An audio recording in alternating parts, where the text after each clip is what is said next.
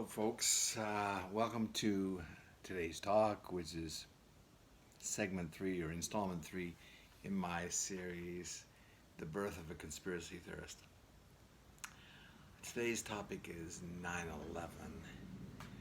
And let's see if I can talk about this in about 10, 15 minutes without going too long.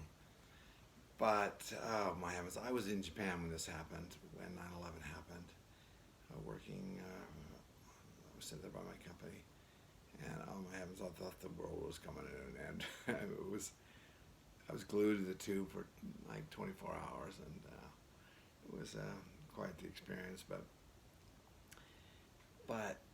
it was about a decade. I never doubted the official story for about a decade. I think it was about that long. And then the thing that got me, thing that sent me down my current path to where I am now, that where I believe the official story we were told is a bunch of crap, is about 10 years later when I heard about the World Trade Center Building 7 that came down in the afternoon. It was not hit by an airplane. It had some low-grade office fires in it from debris that from the towers had fallen down and I guess fallen into the windows. And this building about 5 p.m. I didn't even know this or hear this for about a decade. It dropped in free fall fashion, typical demolition.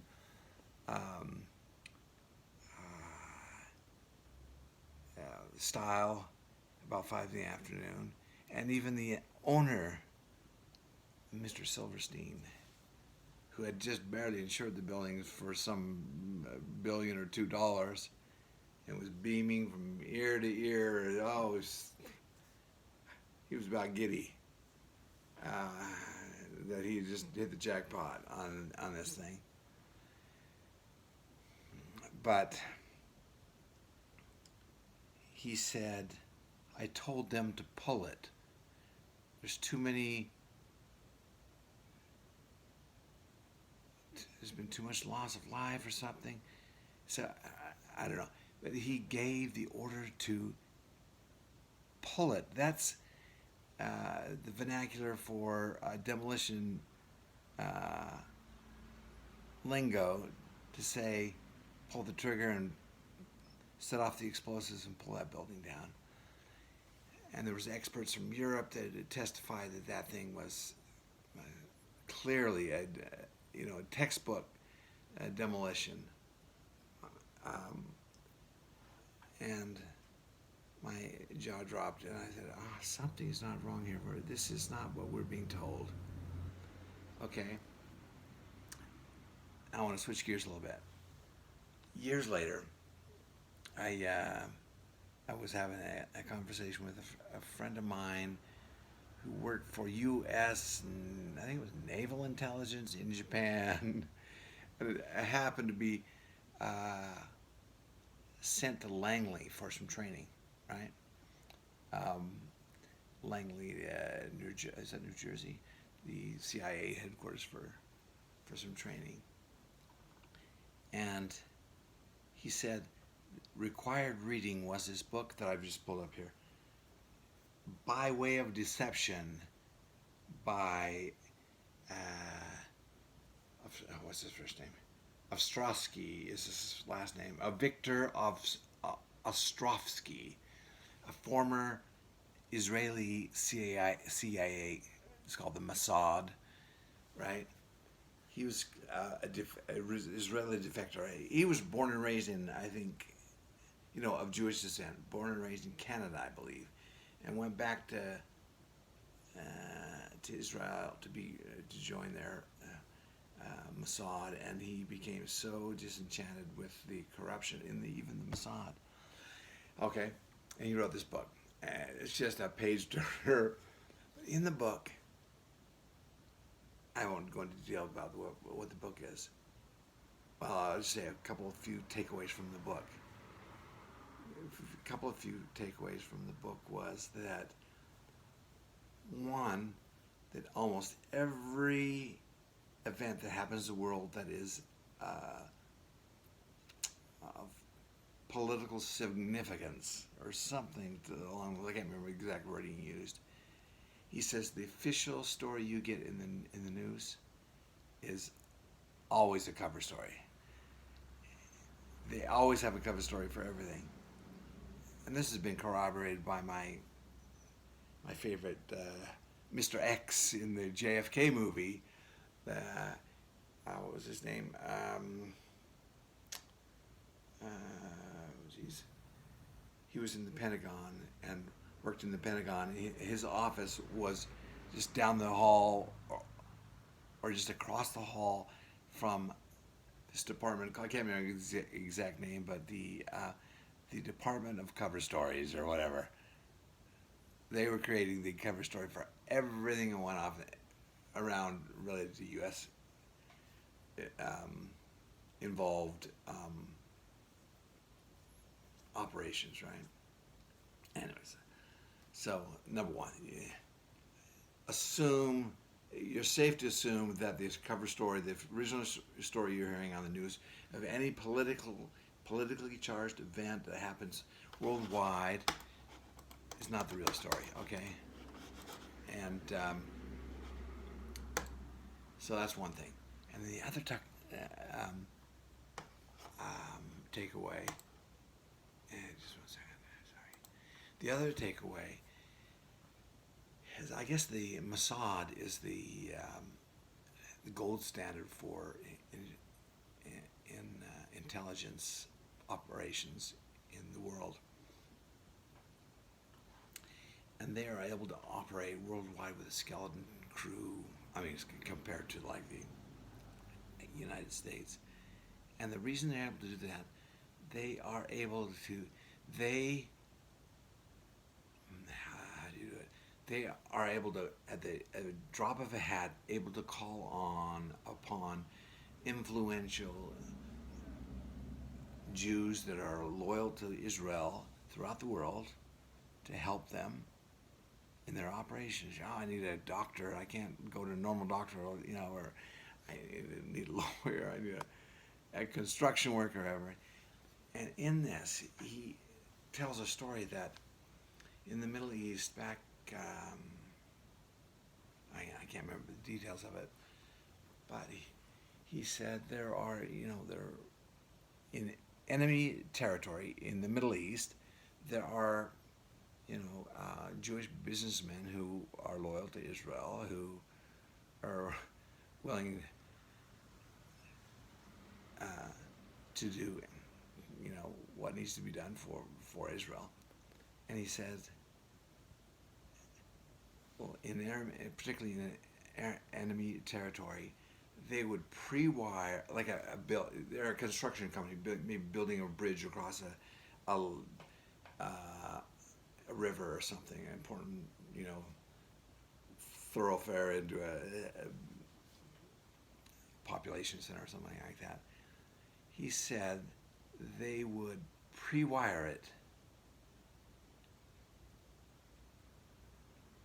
so if the relationship soured and it became a war situation, or they needed to collapse that bridge to protect themselves, he said they could hook it up very quickly, rather than these demolition crews. I think they take months to get a building prepared for demolition. But bing bong, I thought, that may be what has happened on 9/11, especially at Building 7 and all the buildings. An airplane crashing into a high-rise like that, and then a building that wasn't even hit by an airliner goes down. The first three in history, and first three and only three steel beam high-rise buildings that go down like in free fall speed, go down on the same day. And one of them was not even hit by an airliner. Okay? So, bing, bong, bing. So, anyways, where did I go? There was just so much. Like I say, it was a decade or so before I heard this story about Building 7, and just nothing adds up. But now we maybe 10 minutes. Okay, so I should be wrapping up fairly soon here. But I don't know. There's a few strange things that. Let's see if I can remember a few of them. Oh, okay. Oh, this is okay. First, I got 5 minutes to do this. So, President Bush, and I liked President Bush and voted for him, but when it comes to this, I don't know what to think. But anyways, he either misspoke or whatever, but he said remember he was down in Florida reading a book to some school children when this happened? And nobody in the world saw the first plane go into the Twin Towers. But on some program he was being interviewed, and he says, "Oh, and when I was in my limo or something, and I saw the first plane go into the building. When I saw the first plane go into the building, hold it. Nobody saw that. There's no footage of that first plane. Did he have a live feed at that time?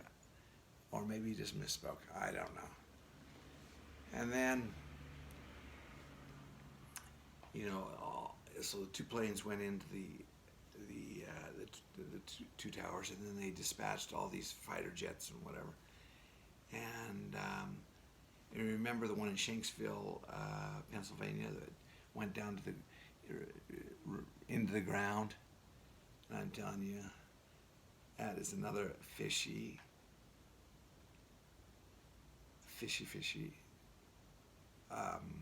subject. That thing didn't hit the ground. That thing was shot out of the sky. And I saw President Bush on Sean Hannity's program. I don't know what year it was, how many years it was after, or whatever he was saying. He said, "Yeah." He said, "I gave the order to shoot that plane down, but they didn't make it in time." What? And hence, we got the story, of the heroes on board, and we got those tape recordings. We're gonna charge the cockpit, and we're gonna take this to save the people on the ground. This story of heroism to take this plane, ram it into the ground. That thing didn't run into That thing didn't run into the ground. There's a hole at the crash site. There was what looked like a hole in the ground where this thing may have hit the ground. No. A satellite photo months prior to that shows that was already there. This mark on the earth was already there. All right, that thing was shot out of the sky, and whether it actually had passengers on it, I don't know.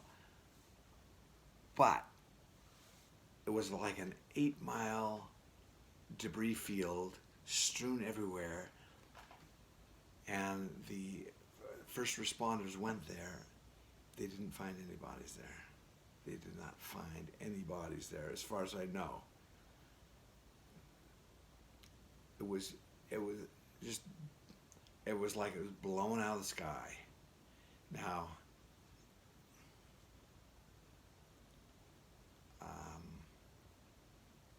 and I challenge anybody to, I got to be wrapping up here, but challenge anybody to look at that footage of that debris field, and there was nothing bigger than I don't know, it looked like a bomb hit that thing in the air.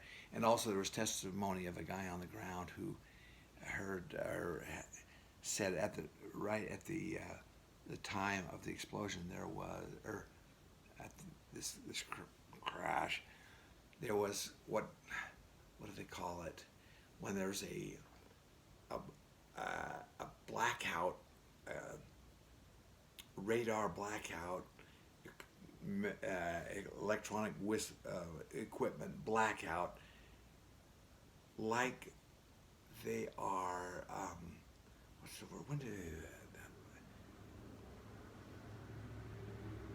to either cover up the radar or, and I'm sorry, this has been a lot of years since I've been into this, but I'm telling you, that is the craziest. Not the crazy. I mean, there's been a lot of crazy things, but the story we have been told is not right. In the basement of those twin towers, there's molten steel running down like lava. People in the basement. It was like, I think, what's that material? It cuts through steel and concrete and breaks those towers strategically. I think it's called thermite. And there was a BYU professor who testified that was the scientist who I can't remember the details, but I think he either got fired or lost his, was reprimanded because he was supporting this conspiracy theory. I'm telling you, that is not what we were told. So, in closing, how are conspiracy theorists born? Well, you just have to watch the news and look at the things that don't add up, make up your own mind and say, that's strange. There was these demolition experts in Europe that analyzed the film of that Building 7 that went down in the afternoon, which I'd never even heard until like 10 years after. And I bet most Americans don't even know about this. Strangest thing. I know I've said that. This is episode 3 of my conspiracy theories. Everyone is the strangest thing. I tell you, if there's anything our government does well, it's lie to us.